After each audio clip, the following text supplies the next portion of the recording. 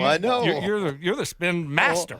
Old stretch neck. Stretch neck. Pretty good. Here Pretty comes good. old stretch neck. Old stretch. We just call him Brontosaurus. Wow. Wow. Just throwing haymakers at he PFL. He didn't care. He doesn't care. He's like, No. Don't be yelling at me to, don't tell me what plays to call. I'll tell you what to call, stretch neck. Yeah. Run the ball, man. Run the ball. Stink, great to have you with us. Know you had a busy day yesterday, but we want to keep this thing rolling because as he does each and every Monday, Terrell Davis, our Hall of Famer, the Rambassador, joins us courtesy of Colorado Credit Union. TD, good morning. We're all in a good mood. We're all happy. We're all celebrating. As the drought is over, the Denver Broncos are back in the playoffs. What were your impressions of the way that they came out and handled the situation yesterday? Good morning, gentlemen. Man, Jeff just walked that back, didn't he? He didn't stand on anything, did he? I mean, he tried to flip that. Like, he tried to provide some motivation. Okay, I understand, Jeff. Listen, man, no, I'm excited. I mean, you can't help but to be excited for a team that's had a long struggle, with 9 years, I believe, and now got a chance to do something. You're in the postseason. Obviously, the matchup against Buffalo is not ideal, but yeah, no, they took care of business, man. And watching that game yesterday, I get it. They had guys that were probably on the roster 3 days. They just brought in to play.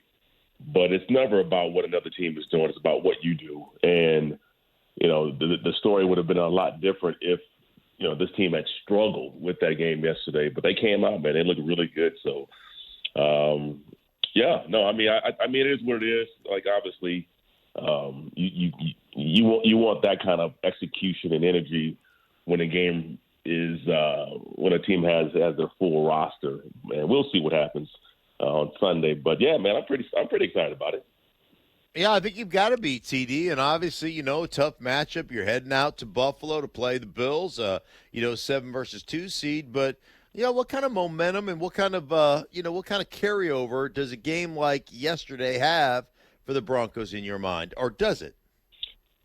Yeah, I mean, Stink, this is a great time of the year, and we talk about 3 seasons as players. You got the preseason, regular season, and postseason, and it just kind of got me thinking about our time when we hit the postseason, kind of the reset, the mental reset, and now it's a 1-game season, and it's really how do you become your best? Like, how do you perform at the highest level during these next couple of games?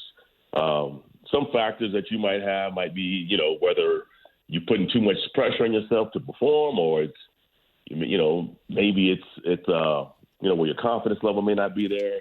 I think this game, and again, I am aware that the Chiefs did not play all their players, but the way they responded to that game, to me, really showed me that this team understands, where they are. They understand how connected they are. They understand gaining that kind of momentum, that kind of confidence heading into the playoffs. And they got that. And you're going to need that to go play in Buffalo. And you don't have to play a perfect game, right? And that's the message, is that you don't have to play a perfect game, but you do have to play a game of excellence. And that's really what the Broncos have to do in order to pull off this upset. But they've shown us they can put together a game plan where they can beat a team like Buffalo. The odds will say no, but hey, that's why they play, man. That's why we play. So again, I'm fired up, man. I can't wait to see what happens. Yeah, I mean, we saw them go in there last year and beat them. So, a lot of those guys are back this year. So, you're right. Anything can happen in the playoffs. TD, I'm asking about the running backs again. It looks like Jaleel McLaughlin is kind of is that guy now, and is going to be the lead back with Javonte having the fewest carries of the game. But it seems like he might be better in that type of role where he's kind of the third down back. He's good in the passing game when you need him, and then he can come in and carry the ball a few times. How do you see this running back rotation shaking out, and do you like that type of rotation? I think so. They figured, okay, maybe put in Jaleel as the guy that kind of creates the space opens the offense up, and then you bring in, Javonte as sort of the hammer, the guy that can hit between the tackles. Not only that, but, pretty good with those short screens and stuff like that, bring some physicality to it. I mean, I don't have a problem with it. I think all year long I've been sitting here thinking, okay, when is this offense going to finally look like this offense that has a really strong running game? And I'm not sure if that's ever going to happen. I just don't know if that's ever going to be the case with this offense, and that's okay. That's okay. I'm not going to just try to force feed it and say that this offense has to have that. I do think that teams that go far in the playoffs, you've got to have a sort of a counterpunch. And if you're not learning the football extremely well in the playoffs, it's going to be difficult to go to Buffalo and win a game like that. So, not saying that. We've been longing for it all year long. I don't know if it's finally going to just pop in the playoffs. But you like to be able to have, sort of a counterpunch to your offense if you need it, especially in I don't know what the weather's going to be like in Buffalo, but. We haven't seen that all year long, and I'm not sure if we're going to see it this year. Visiting with Terrell Davis, presented by Colorado Credit Union. TD, we were talking about it before the season began, really low expectations for this team. With the benefit of hindsight, what did all of us, get wrong? What did we miss about this team when the expectations were so low? I didn't miss anything. I had them in the playoffs, Mike. You didn't have them in the playoffs, but I had them in the playoffs. Really? I don't know if I have that receipt. I don't know. You got to go back. No, there's a receipt back there. Go back and find it. Okay. Then what did you see? What did you see before anybody else? All right, I'll play the game. What did you see before anybody else? Here's what I said. I said this earlier. I said, you never let outside people dictate to you what your team looks like. And I've said that all year long. Now, did I say playoffs? No. But I kept preaching that I've never been on a team where our standards have been set by outside people, where I don't care if it was Vegas or whoever. That we didn't care about that. We know inside of a locker room what this team looks like.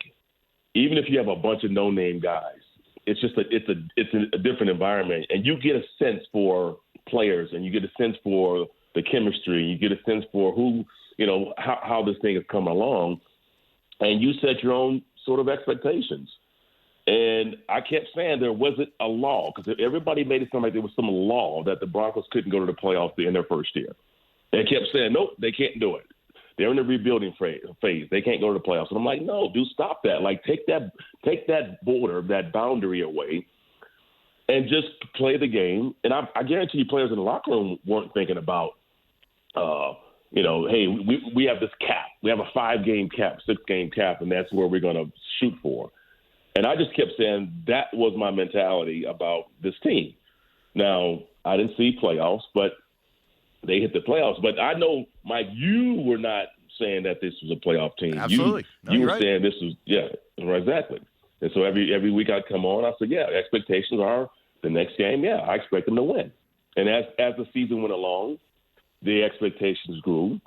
Our watching what they were doing on the field sort of confirmed what we were thinking, that this is actually a pretty good team. To make the playoffs and have this. By the way, real quick, I don't know if this was talked about. Did you think that Sean Payton rubbed it in a little bit at the end of the game, or you just thought that you think we should have treated the Chiefs that bad? It did feel that way a little bit. He's challenging plays. I just thought we could have ran it a little bit more. I'm saying they're playing their backup, Sean. Let's not try to rub this thing in. Let's be appreciative of them playing their backups. Yes. I said, all right. Andy Reid is taking notes over there. Right. In the event we get past Buffalo, who we see right after that. We see the Chiefs. So anyway, that just crossed my mind as I was watching the game. Like, wait a minute, but like. We're scoring on the 1 yard line. We're up 30-0, and okay. But anyway, expectations for this team have changed, and so I am not shocked. I'm not shocked. I'm not even surprised, to be honest with you. TD, real quick, what are the Broncos going to have to do to go out to Buffalo and get a victory? What do you see as a game plan, recipe for success out in Buffalo? I think it's to try to make Josh Allen human. We've seen games where he gets careless with the ball. He's trying to make too many plays, and it's where he starts to give the ball away. And I think that is the number one key for this team is to put him in situations where he's turning the ball over, where he's giving it away. I just don't know if he has a clean game. I don't know. It'll be very difficult for us to win if that guy's playing like Josh Allen. I just mean that's really how we have to attack is to make him make those mistakes where he's trying to do too much in a game like this and come away with a few turnovers and put us in favorable positions where we're not having to travel the whole field and convert a few of those. Well, TD, I'm making it my resolution in 2025 to be more optimistic like you are. Yeah, because you really are. The 2 years that we've worked together, we've all been together. You've always been very optimistic, and I'm going to make it my goal to let some of your positivity rub off on me. I need to get more TD-like positivity in my life. Good. It's working then. It's working. I'm leaning on you, man. And it's been 2 years, Mike. You're stubborn, but we'll get you there. We'll get you there. We'll get there. We'll get there. TD, thank you very much. All right, gentlemen. Have a good New Year's, man, and go Rams. Terrell Davis, the Rambassador, the Hall of Famer, the Bronco, a great Super Bowl champion, MVP, joined us on the Johnson Auto Plaza hotline. He is presented by Colorado Credit Union. I will mention that on that final drive that they scored to make it 38-0, they did run the ball 9 out of 10 plays on that drive, including the final 8, and they're doing fullback dives up the middle with Mike Burton. So, I don't think they were really rubbing it in.